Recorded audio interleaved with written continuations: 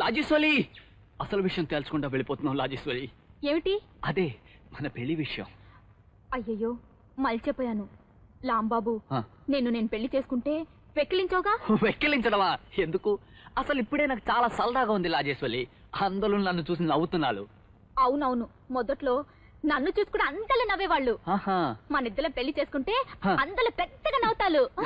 ఆదర్శమైన జంట అని.